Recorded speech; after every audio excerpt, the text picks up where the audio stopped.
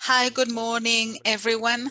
I am Siobhan Guerrero McManus, and I'm a Mexican trans woman. I'm a philosopher as well. And basically, in the last few years, I've been working with trans people from different perspectives. Today, I will be talking about the fight for trans children in Mexico. This talk has been divided into three sections. First of all, about the state of the art of trans rights in Mexico. The second section describes how this fight has taken place for trans children, especially in the city of Mexico. And finally, the last section has to do with how we have talked about approaching trans children and which theoretical tools we have implemented in this new exercise. First of all, current legislation. Currently in Mexico, we already have 17 laws out of a total of 32, not laws, sorry, but areas that recognize the gender identity through self-determination. Unfortunately, within these 17 areas, just one of them, the state of Jalisco, recognizes that minors can have access to their gender identity through self-determination. We must provide an overview saying that the first Mexican law legislative area that recognized the rights of trans people to gender identity took place in 2008, but a trial was necessary. At the time, a person maybe had to pay 40,000 pesos for that trial because we needed medical experts, for instance, and the person needed to hire lawyers as well. In 2008, this recognition also only existed in the city of Mexico, and it was only possible through a trial.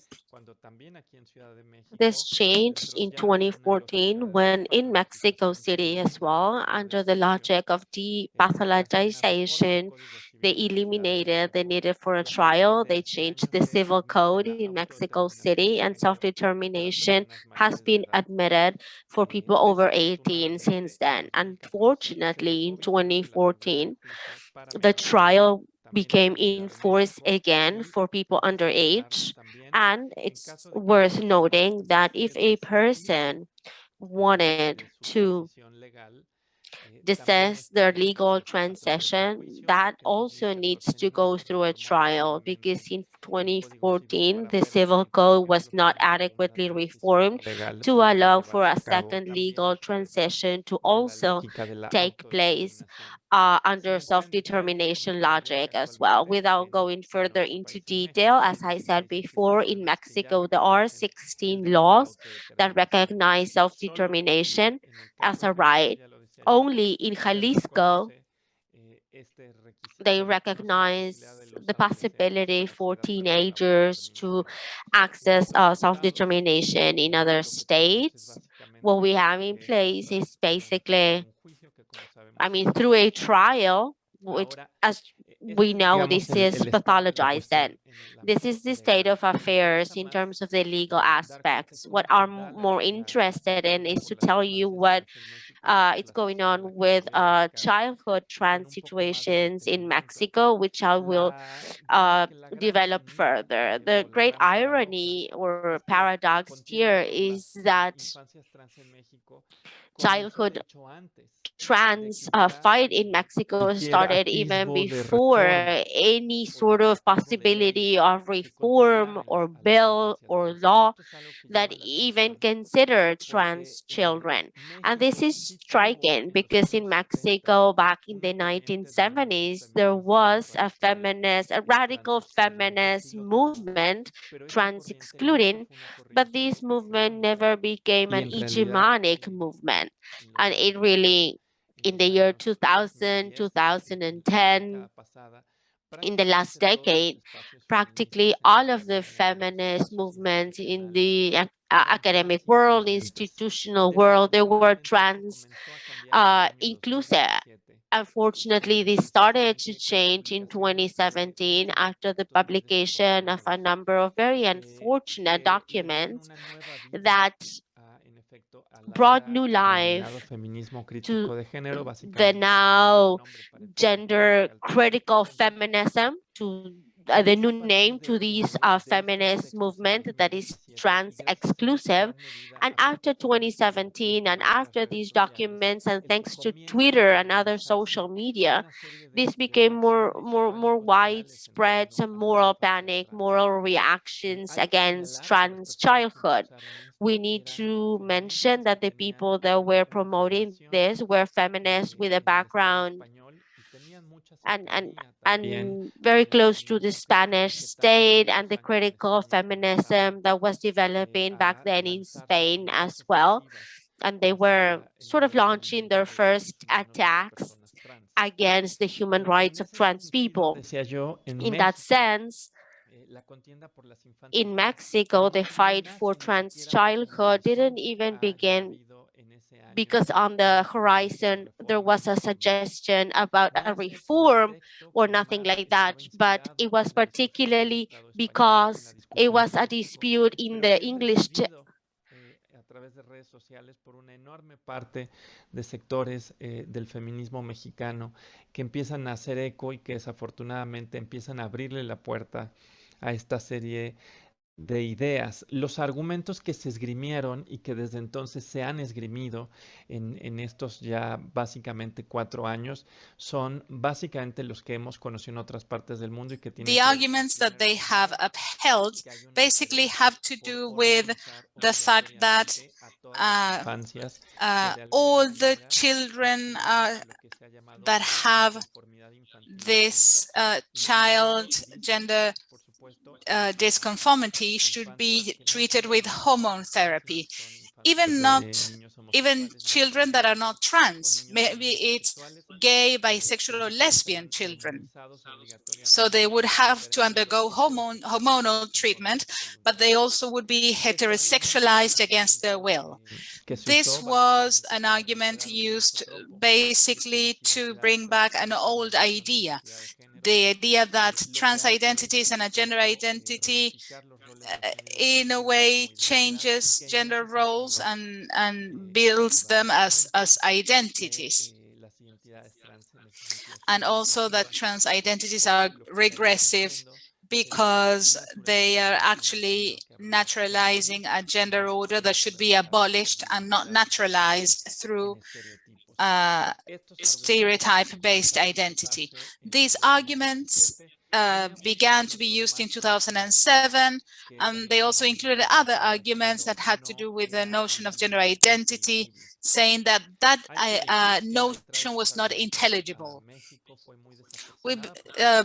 It was really unlucky for these arguments to enter Mexico, because there were anti-trans feminist movements, and they have also joined the transphobic movement in Mexico. Mexico, after Brazil, is the second country in the world with the highest hate crime rate against trans people. So this is an environment where we have old transphobic violences that have to do with conservative and right-wing discourse. And they are stronger through gender ideology as well. And there is this new anti-rights discourse upheld by the new rights. So added to that, now we also have this violent trans exclusive movement. People have been threatened. Some activists have been attacked as well. Some people have burnt the door of a legislative building after the transgender identity law was passed. In 2017, this began as a mere argument. There's something going on with the video.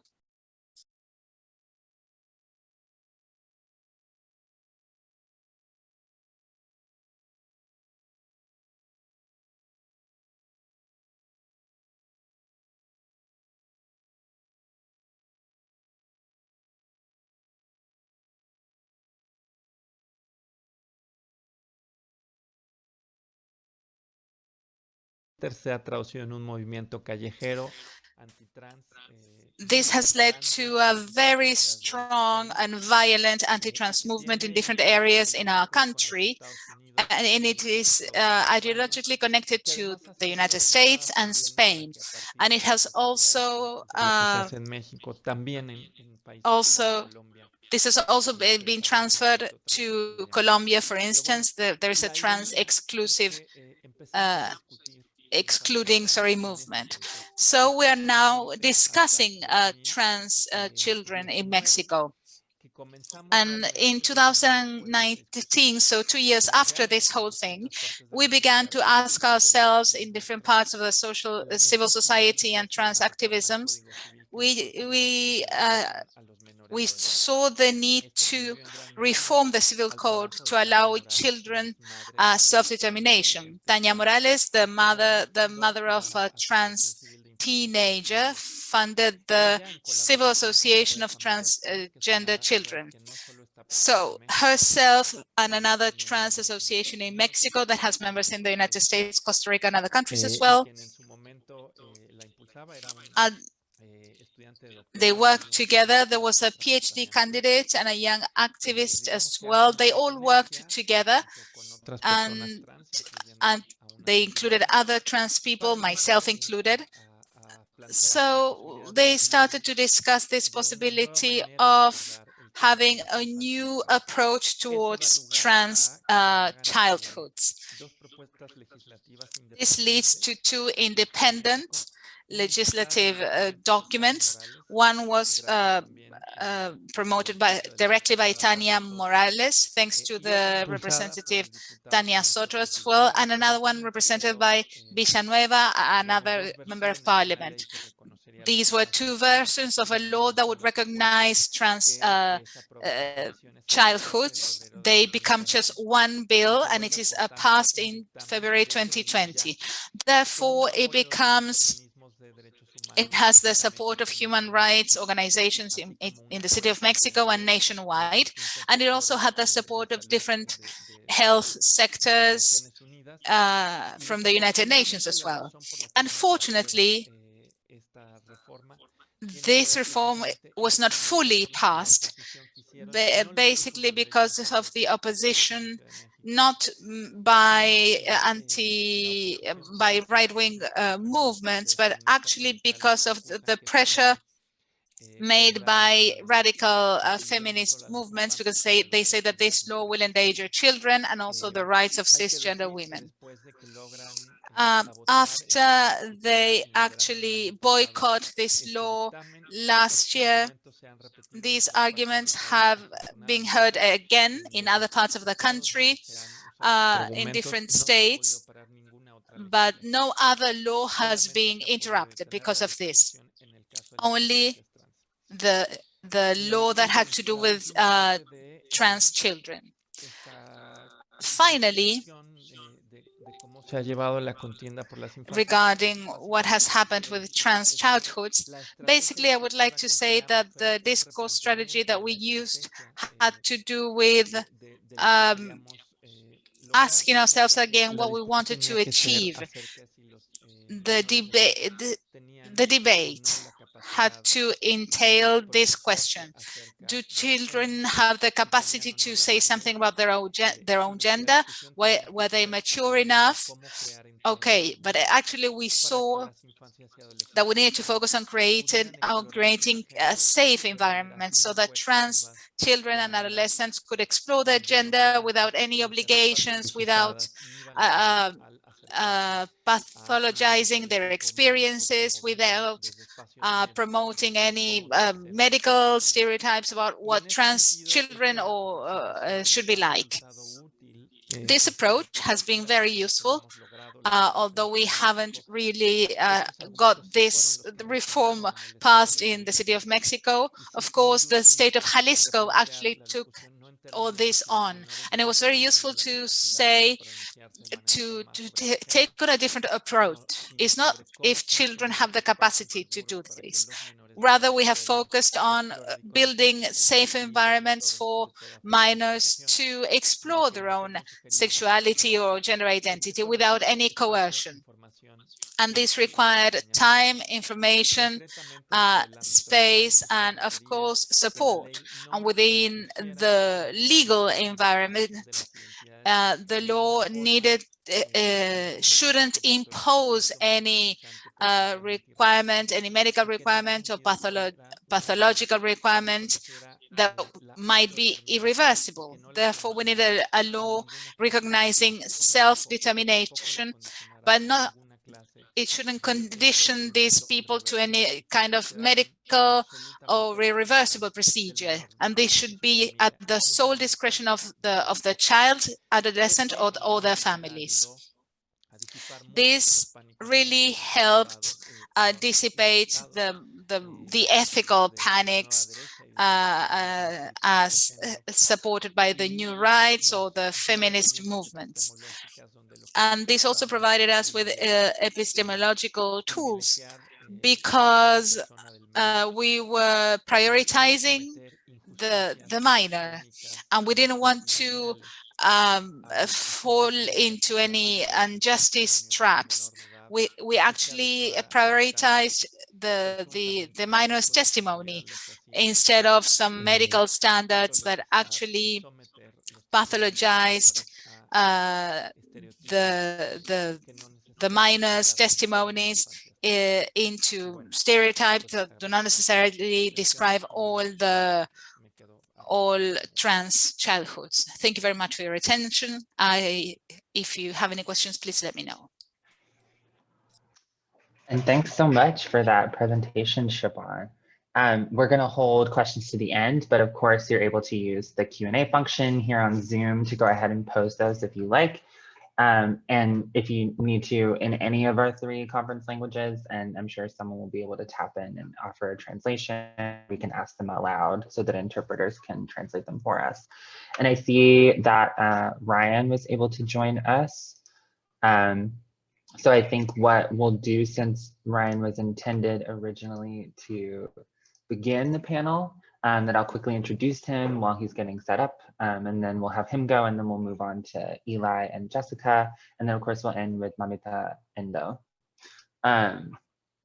So Ryan Karnoski is at the University of California at Berkeley, and is also a fellow at the Center for Applied Transgender Studies, and will be presenting on transgender youth disproportionality in US child welfare systems, what we know, what we don't, and why it matters.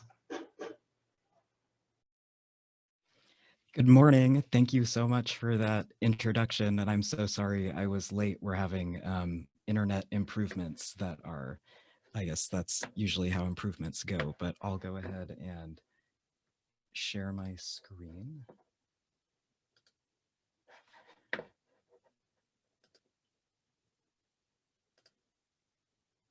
I had the unique experience recently of being referred to as a trans elder, and at the time I was like, wow, I'm not sure that shoe really fits yet, but when I woke up this morning I was like, yep, I think it's time.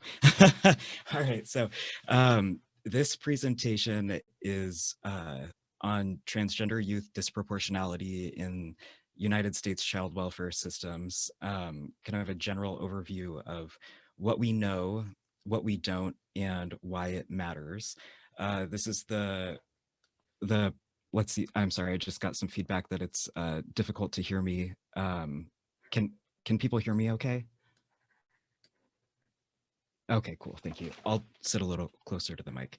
Let's see. So my background is in child welfare social work. I have experience with the child welfare system as a formerly child welfare system involved youth. Then I attended the University of Washington for my undergraduate and my Master of Social Work degree, and worked for the Department of Child Welfare Services in Washington State.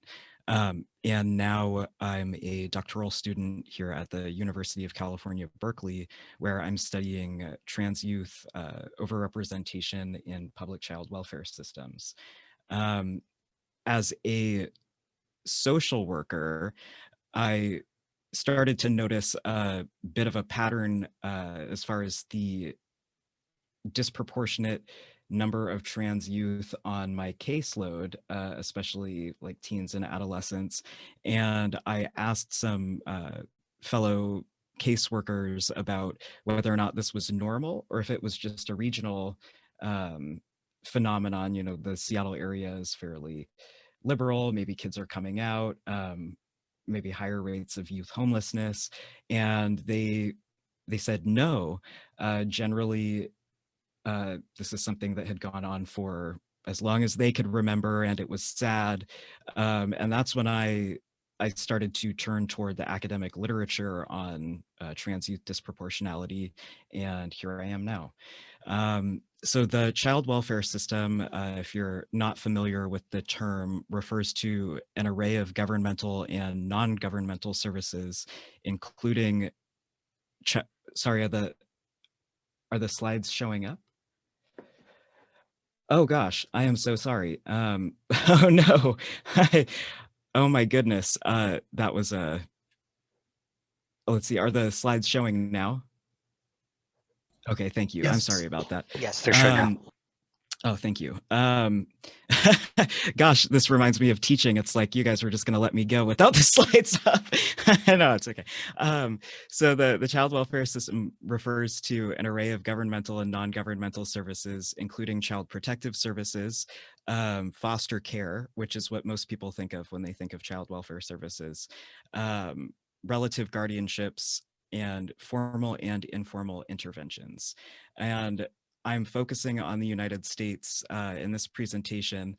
To put it simply, we have our work cut out for us in the clinical sciences, or maybe other people have heard the term, it's time to focus on yourself when you've got a little bit of a situation going on and you need to kind of turn your focus inward. That is kind of my approach to specifically studying United States child welfare policy. So what we know is relatively little. In the extant literature, the findings generally suggest that transgender youth are disproportionately overrepresented in US child welfare systems. US child welfare policy and general strategy tends to reflect an attitude that youth do better with their families. And this is kind of a dogmatic attitude that I'm adding to this presentation because it becomes relevant in whether or not this strategy really serves the best interests of trans youth specifically. The general population estimates of trans youth in the United States is based off of, I believe it's an aggregation of 3 different population studies.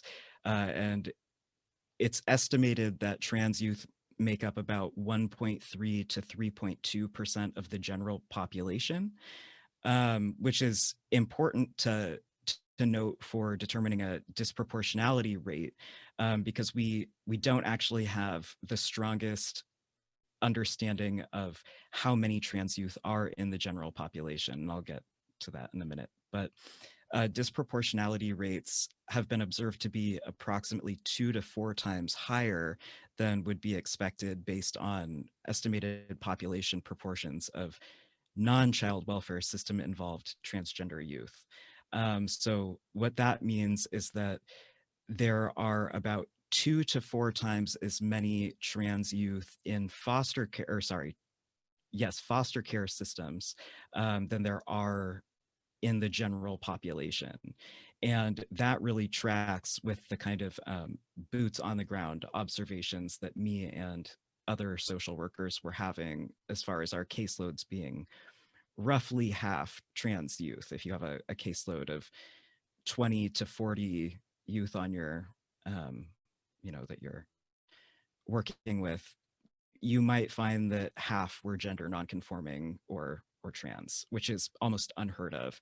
And of course, these numbers in the disproportionality estimate would suggest maybe 12%, but that's also based on random sampling and not necessarily like anecdotal caseworker accounts or youth accounts. So what we also know is that youth of color are disproportionately, sorry, that should say overrepresented in child welfare populations. And you really can't talk about child welfare system related issues or disproportionality in general without looking at racial disproportionality. That's actually what the term disproportionality itself was developed to refer to. And I just want to pay homage to that, to not be actively co-opting it. These findings extend to juvenile justice systems as well. So essentially that refers to youth who are incarcerated, and some youth who are homeless end up incarcerated due to like survival crimes and things like that. So there's a lot of overlap in the child welfare system. Social workers' decision-making is obviously impacted by conscious and unconscious bias, which is important to note when we look at why trans youth are disproportionately entering the child welfare system. Current findings are very limited due to Department of Education policies that limit schools' abilities to ask questions related to sexual behavior and attitudes, which have been interpreted to extend to gender and gender identity. And some states have chosen to just kind of go rogue and reinterpret this policy. States like Washington State, I believe Oregon, California. So we have kind of the West Coast, and I think Massachusetts also, but beyond that, I'm not entirely sure. And there is a federal task force related to surveying federal surveys on gender and sexuality that is addressing that with the youth risk behavior survey system. Current findings on trans youth disproportionality are primarily based on data collected from California. So it's pretty geographically specific.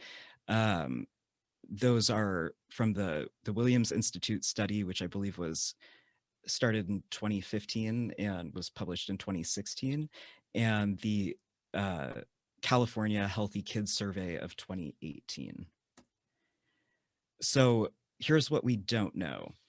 We have very little empirical evidence on who and where these trans youth are. We primarily have qualitative and personal accounts from social workers or from other youth workers. You've got 5 minutes left, Ryan, by the way. Thank you. Doing great. We're also really not sure about what the fundamental causes of this overrepresentation are. And it might sound obvious, like, oh, well, of course, transphobia or anti-transgender family violence that's targeted at trans youth. But for people who are familiar with child welfare system entry and exit pathways, typically a removal from the home is not the first contact that a youth will have with the child welfare system. Usually there will be a handful of interventions that it kind of goes least restrictive to most restrictive. So by the time a youth is in foster care, it begs the question of, you know, what happened before that?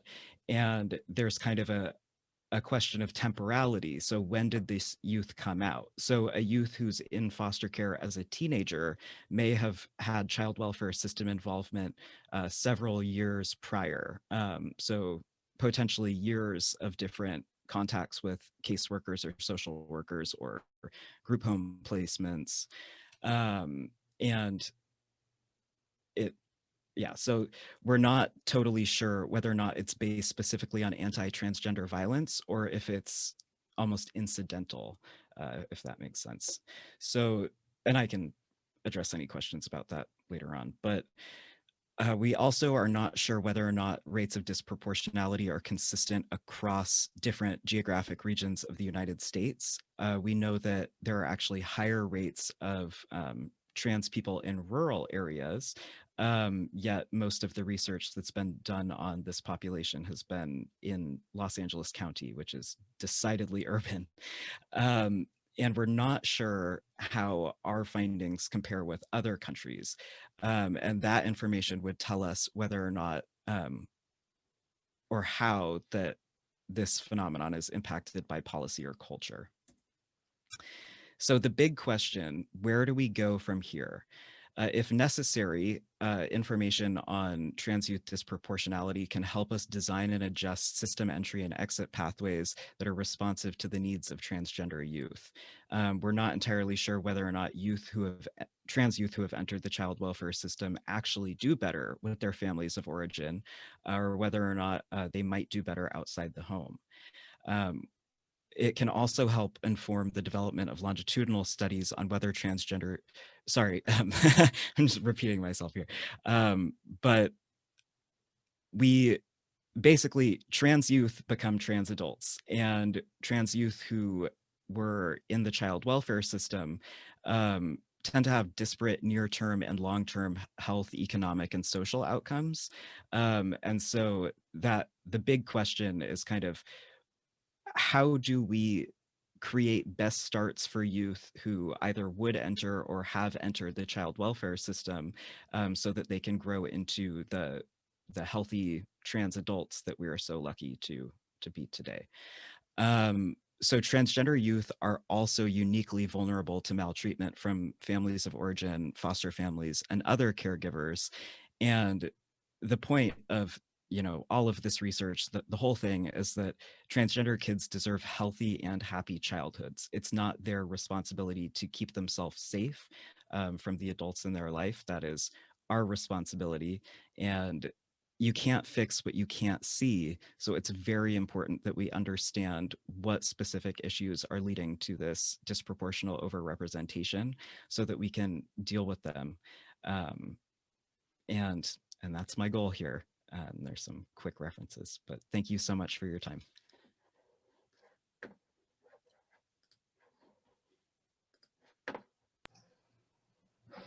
Fantastic. Thank you so much, Ryan. And under time, really well done. And any questions for Ryan, feel free to add those to the Q&A. It would be really helpful for me as moderator. I'm going to try my best to safeguard that 10 minutes at the end for a Q&A period live, because we haven't really been able to make a lot of those happen just yet. So if you can add them to the Q&A, it will help me to create a streamlined queue, and we can try to get through the ones especially that are meant to be posed to multiple people. So next up, we're going to turn it over to Jessica and Eli to present, and then we'll have one more presenter after them. All right, thank you so much, Avery. And thank you to all the other panelists. And it's great, Ryan, to hear from other social workers. I'm here presenting social epidemiology data, but my training is actually as a clinical social worker working with kids. So my name is Jess Kant. I use she, her. And I'm Eli Godwin, he, him. And we're from Boston Children's Hospital. And today we're going to be talking about the trans family election study. This was a mixed method, so quantitative and qualitative longitudinal study aimed to document the experiences of trans and non-binary youth and family members, so caregivers and siblings of trans and non-binary youth during the 2020 US presidential election.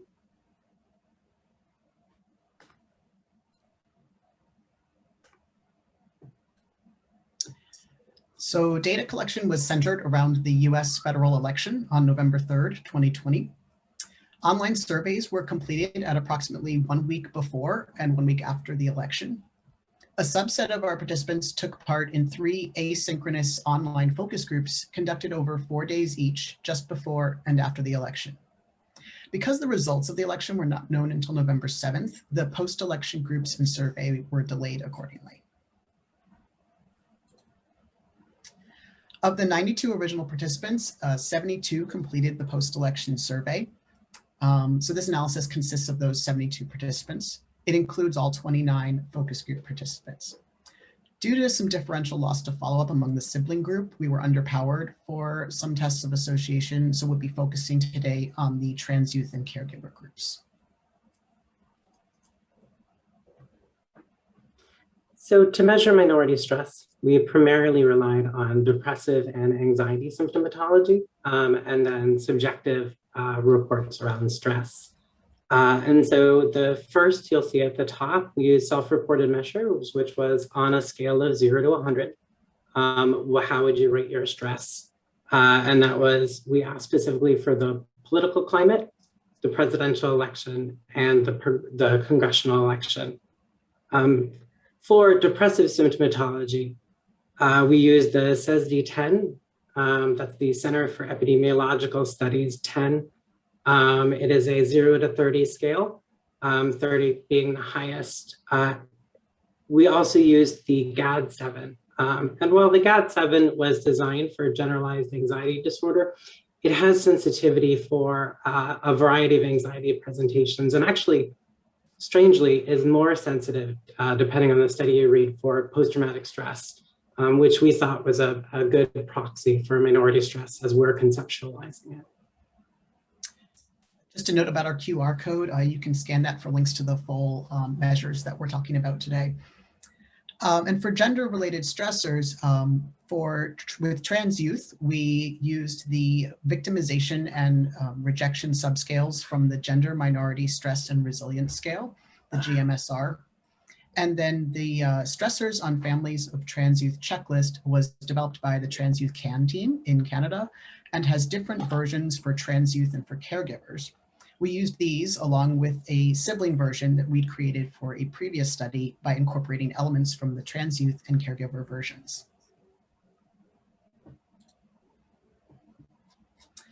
So some quick demographics about our sample. Politically, they trended left of center, with the majority identifying as Democratic or independent-leaning Democratic or writing in a left-leaning identity. Nearly 1/3 of the trans youth wrote in a left of liberal identity, such as anarchist or communist.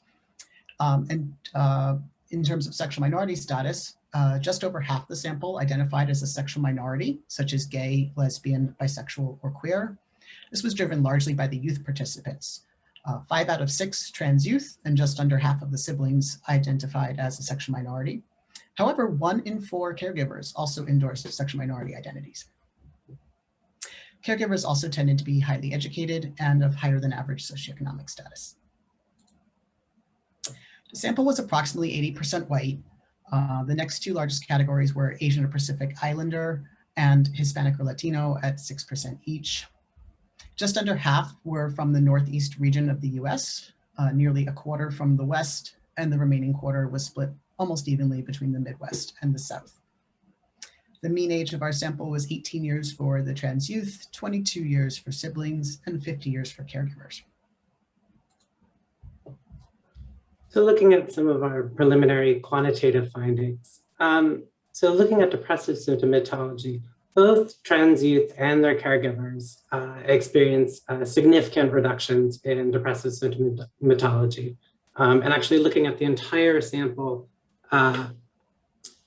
that being said, that at baseline, 71% of all participants were at the 10-point cutoff. 10 points, 10 or above is the cutoff at which the measure authors recommend further screening for clinical significance. So that percent, so it went from 70% before the election, and that dropped to 58% after the election.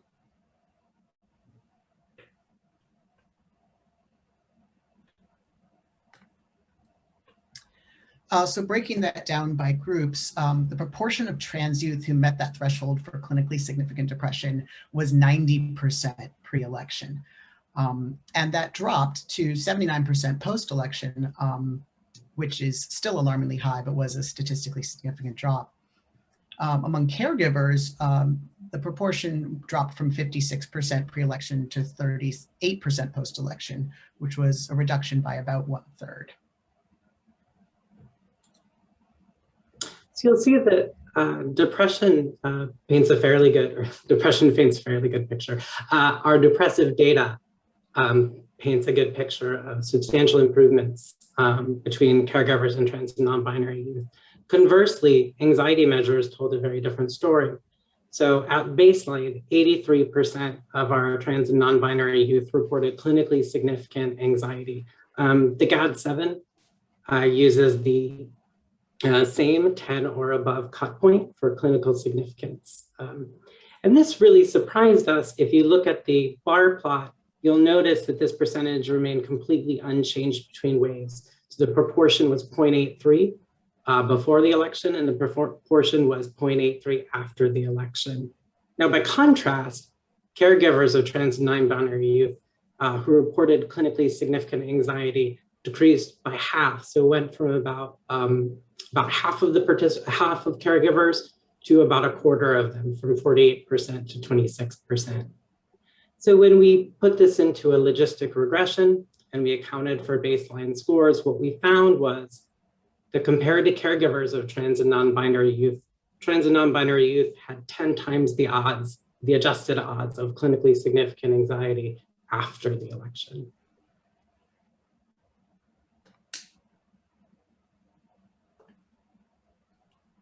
Come on the slide. There we go. Some other findings we want to talk about.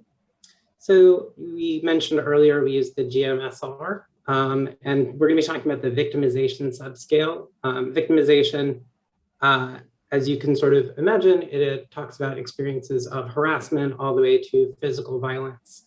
And among trans and non-binary youth, there was a significant association between previous experiences of gender-based victimization and self-reported stress due to the presidential election.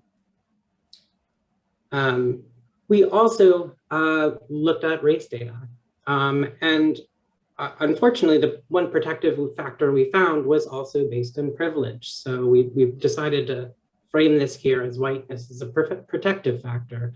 So after we accounted for election scores, white participants had approximately a fifth the odds of post-election clinically significant anxiety compared to participants of color, which conversely is another way of saying, actually to be more precise, that participants of color had about 5.5 times the odds, adjusted odds of clinically significant anxiety after the election. So here we have the results of a mixed effects model that looked at the change in mean depression and anxiety scores by group. The model accounts for the fact that these measures were repeated over time, and it includes an interaction term to test whether the change in score from pre to post-election was different across groups. The bars on these show the 95% confidence intervals for the mean scores for each group. And as we noted earlier, and as you can see by the wide bars on the siblings, we didn't have sufficient power to see an effect in that group, so we'll ignore the blue lines for now. For depression, the CESD, you can see that the starting scores for trans youth are much higher than for caregivers. And for depression, the interaction of the group with the time point was not significant. And this can be seen by the parallel nature of the green and red lines for the trans youth and caregivers, respectively. There was no difference in the drop in mean depression scores between these groups. However, for anxiety, the GAD-7, we see something quite different. And again, the trans youth are starting at a higher set point than the caregivers. But here the interaction term was significant. So there's this steeper slope to the red line, the caregivers, than there is to the green one. The trans youth barely move. And in our study design, we conceptualized both of these measures as proxies for minority stress or minority adjacent stress, and yet they're performing very differently from each other. And here's where we see some richness for discussion.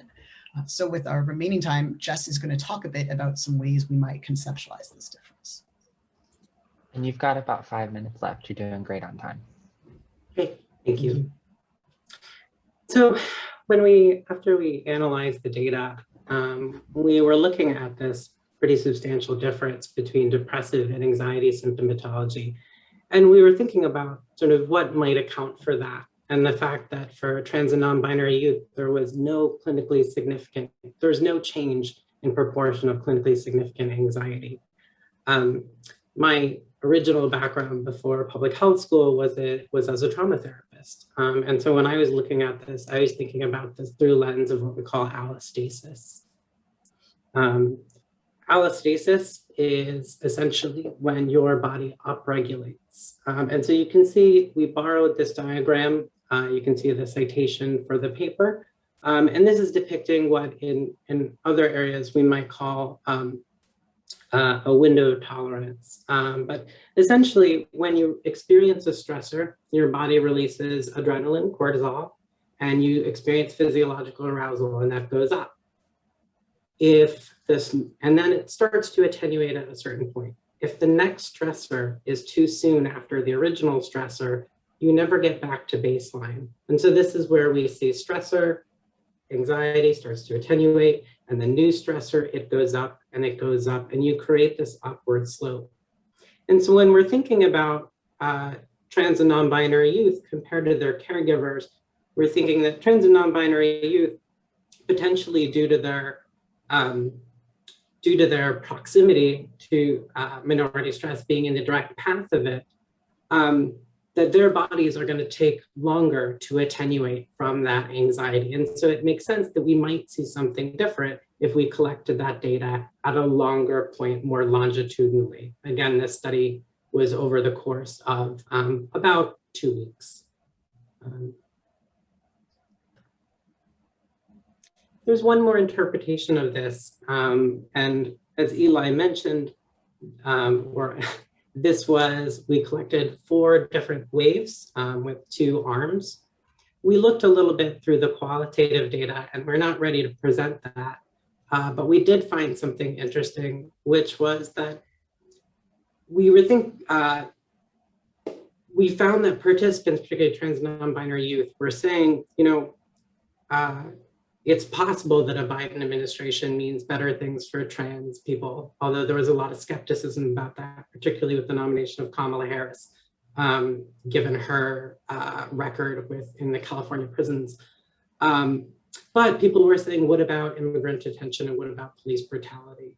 And so we were calling this minority solidarity. Your adjacency to or your proximity to a marginalized status may make you more attuned to other marginalized groups. And that's not to say, obviously, that these groups don't heavily overlap. Oh. And we just have a sample quote here from one trans youth. I'm still incredibly concerned for the future of the country. Biden seems completely disinterested in addressing the life-destroying flaws of American capitalism, as well as rampant racism, police brutality, or evidently anything to do with gay or trans rights, as his pick of Kamala Harris demonstrates. And so we just want to say a thank you to all our participants for their time and energy during a global pandemic and a stressful election period. The Harvard Gender and Sexuality Caucus, who provided our funding, and our colleagues at the Harvard SOGI Health Equity Research Collaborative for their feedback and support. Thank you. Thanks. Thank you both so much. Another one sort of skirting in right under time. So really, really well done. And another fantastic presentation. I'm going to remove the pins from both of you, and I'll turn it over to Mameta Endo for our final presentation. And whatever time we have left, we will try to safeguard for Q&A period. Hi, everyone. My name is Mameta Endo, or please call me Dan, as Dan is easier. So today I want to talk about trans organizing and the backlash we are facing now in Japan.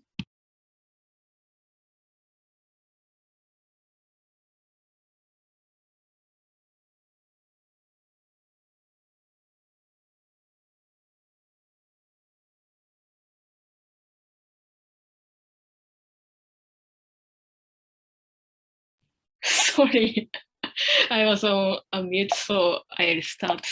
Sorry. Hi everyone, my name is Mameta Endo, or please call me Dan, as Dan is easier. Today I want to talk about trans organizing and the backlash we are facing now in Japan. So first, let me introduce myself. I am a trans activist. I use he, him. I've been involved in LGBTQ activism for 16 years. I'm working at Change.org Japan. Change.org Japan is an online platform where you can start a petition for free. At Change, there are many campaigns about LGBTQ rights. My job is to support those campaigns to achieve the goals of the campaigns. While working at Change as a full-time worker, I am organizing an LGBTQ youth support group called niji-zu. I also wrote 4 books about the LGBTQ rights in Japan. So niji is rainbow in Japanese. So niji is like rainbows. And niji is a group where LGBTQ people aged 10 to 23 can join. This picture was drawn by a talented participant. In niji, you can chat, read books, draw pictures, play games, and make friends. We have branches in 5 cities so far. There are very limited resources. For LGBTQ youth people in Japan. So we are planning to make more branches to reach out to more youth.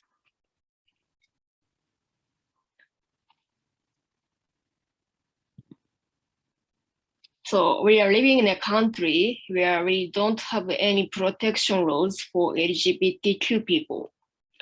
We have limited resources as well. As an organization that has no full-time workers, we collaborate with local youth centers. niji has gathering in local youth centers, and staff who work in those centers join as staff of our events. By doing so, participants can get to know the staff in local youth centers and start using those facilities. niji has events once per month or 2 months, but youth centers are always open. Staff in youth centers can reach out to the LGBTQ community by collaborating with us, and we can offer a safe environment to LGBTQ youth. For example, trans youth who don't have good relationships with their family can spend time in the youth center, where they feel safer than being at home. They might get some food for free when the center has some events. The youth is not only the one who seeks support, but also a member of our democratic society. Last year, a trans student who is also a member of niji sent me a direct message. He wanted to change school systems about uniforms. In Japan, many students have to wear gender-divided uniforms, and he said he has to wear the girls' uniform when he was in junior high. He said he had been suicidal because of this, and students should have the rights to choose their styles regardless of gender. He started a petition, and the petition went well. More than 10,000 people signed the petition, and the mayor in his region finally said yes to change the policy. This case empowered other youth to stand up. Another 3 trans youth started a petition to ask mayors to change the local rules. As a change campaigner, we also changed the resume template last year. In Japan, we have a template for a resume, and it has a gender checkbox. A labor union that found trans people suffering from discrimination started a petition to delete the gender checkbox in the resume. The resume template, which GIS, Japanese Industrial Standards, created, had been a big problem for the trans community when we find jobs. When we check the gender we identify with, companies find out our legal gender and make it cause to cancel the offer. When we check the gender following our legal gender, we have to come out to companies in the job interviews. In both cases, trans people are treated differently from cisgender candidates. Because of the campaign, GIS templates finally disappeared last summer, and the major stationery company started to sell a resume template without the gender checkbox. This victory shows the importance of making an alliance with people who are outside of the LGBTQ community. Trans community are small in here, but we can make changes by collaborating with others. Now we are facing backlash. People who support trans rights are increasing here, but there is also a backlash towards the trans community.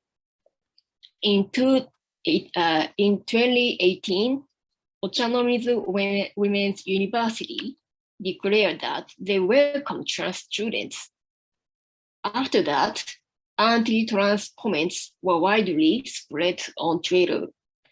The claim, like trans rights are violating women's safety, was introduced by some translators, which was soon spread on social media in Japan. Some women are familiar with the radical feminism movement occurring in Korea and influenced by anti-trans rhetoric developed there. Other people are affected by anti-trans arguments happening in the UK or happening in Canada. This image, this image was used to attack trans community, and it says a woman's body has a diversity. It is saying that we are destroying Japanese culture, Japanese public onsen, public spring. Yeah, the picture is image used by haters, and it insists trans movements will destroy Japanese traditional public bus systems, but actually no one insists that trans people should use women's public bathroom unconditionally, but they keeping using this image to frighten women. In 2020, anti-trans booklets were sent to politicians, liberal parties, and feminist researchers anonymously. As liberal politicians are against such discrimination, the anti-trans movement reached out to far-right politicians too.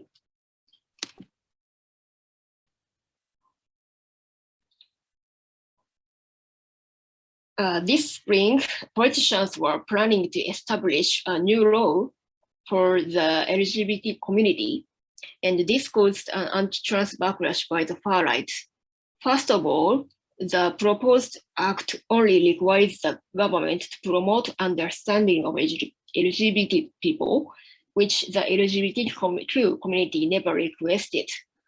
Our community instead demands the government to make an LGBT Anti-Discrimination Act to protect our lives.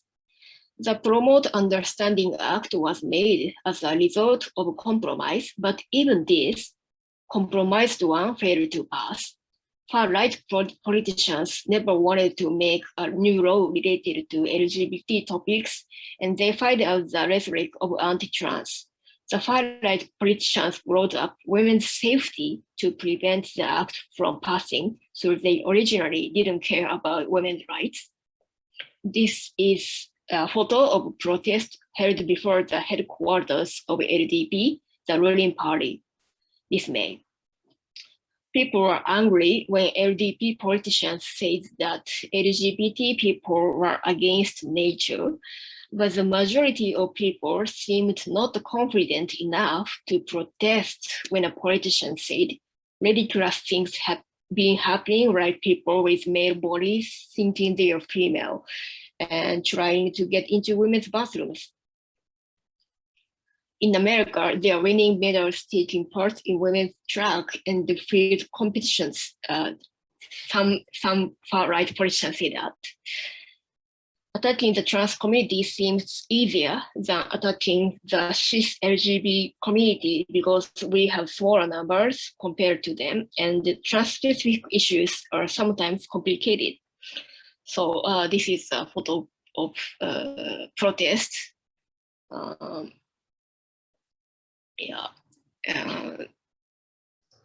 And you have about 3 minutes left. So, okay. Statistics shows that less than 1.5% of people in Japan are trans. So we have to find allies for fighting against the backlash. So we are tackling specific issues like school codes now. And also we have to organize trans allies to fight against the backlash. We will publish 20,000 copies of free booklets next month to encourage people awareness of how trans people live our daily lives. It contains a lot of photos, personal stories, and essays. People can host public reading events easily using this. We are also planning to host an online transgender film festival this August to organize trans people and allies. Fighting against hate is very tough, so we want to use this opportunity to get more people who stand for us. Today is the last day for crowdfunding, and then finally 400 people helped us, and we gathered to $20,000 for this booklet campaign. Thank you.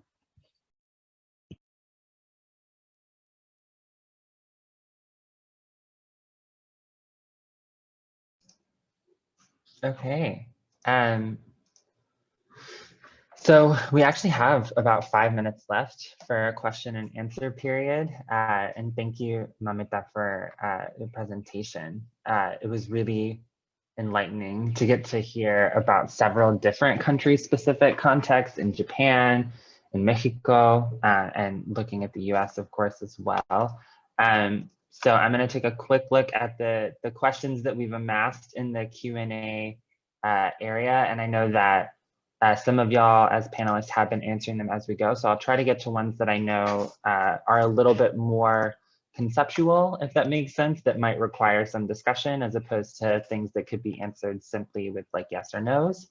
So the first one that I have, I'll switch to be able to ask it in Spanish really quickly. I believe it's directed at Siobhan. Ante la avanzada de los movimientos. Since there is a movement of anti-right sectors and anti-trans groups, there is a clear influence of the global North agenda, Spain and the United States in particular. Which strategies should we adopt to discuss whether states and not the anti-trans or anti-gay movements or activisms? Well, I'll go in English. Well, just a quick commentary. There is also a local agenda, and I think we should not forget that. There is not only the agenda of the Americans or the Spanish. There's a local agenda of feminists, especially second wave feminists, that are also trying to use this discourse to try to reclaim some influence that they have been losing in the last decades. And one strategy that we have been using is that try not to dialogue with them, not to try to engage in conversations, because this has not been very productive. What we have tried to do is trying to gain influence in a larger audience composed by non-aligned people of different sectors, and this has allowed us to gain some momentum in public opinion. So this is just one recommendation, and I will just say that.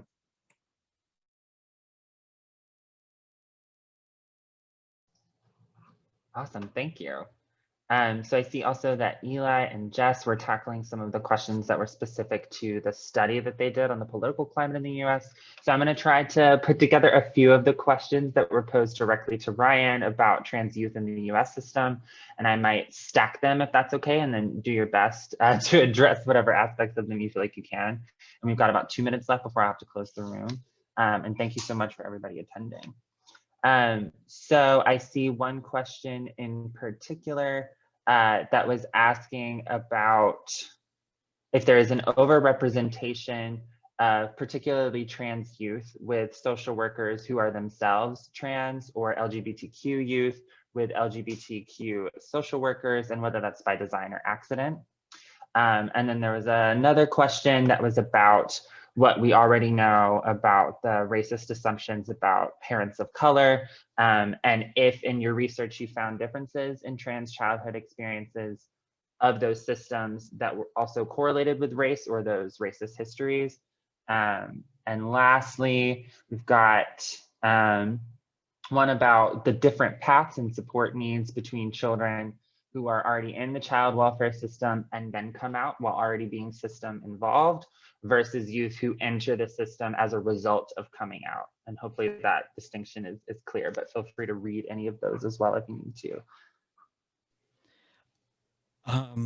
Let's see, so I'm going to start with whether or not youth who come out after they're in the system have different needs.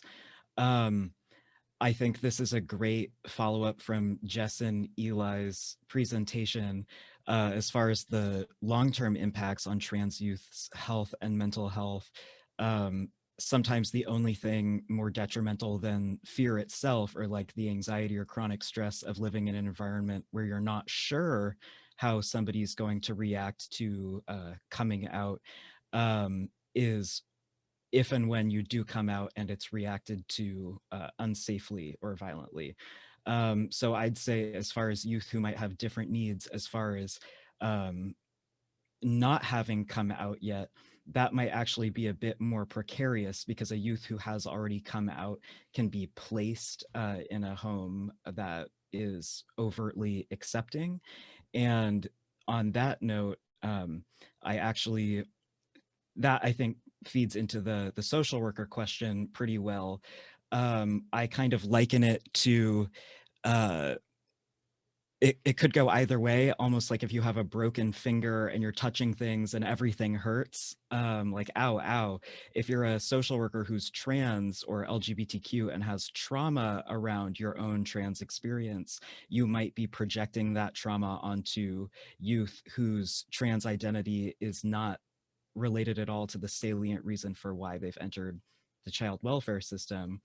Or alternatively, it could be like being a parent who's like a nurse or a doctor who's like, their kid gets a scrape or a bump or a bruise, and they're like, no, you're fine. Like, we're not going to the doctor for that. And those are two kind of like diametrically opposed polar opposites. And frankly, we don't know. It could be desensitization, it could be hypersensitization, it could be neither. One of my ideas is that it might be paternalism, as far as cisgender social workers, so in racial disproportionality, we see over. I'm gonna have to cut you off, Brian. Oh, sorry. I'm so sorry. No problem. You got through two of them though, which was fantastic. And thank you so much to Siobhan and to Jess and Eli as well. I know Jess and Eli, using the power of two, Wonder Twins, activate to tackle those questions in written form. And Mameta Endo, you've been all over the questions as well. Check out his books as well, which have been linked in the chat. And thank y'all so much for a fantastic panel. the lesson we've learned for sure as organizers is we want to make sure in the future we give enough time that there will be questions, but we've been asked for accessibility reasons to cut off right at the hour 15 mark. So unfortunately, that's all the time we have for Q&A. And I think we've been copying questions that maybe haven't been addressed. So you're welcome to try and answer those on Whova or to message presenters there as well. And thank you so much to our panelists again. Really, really fantastic. Such an enriching panel to get to learn and think about transnationally all these different contexts. So thank you so much.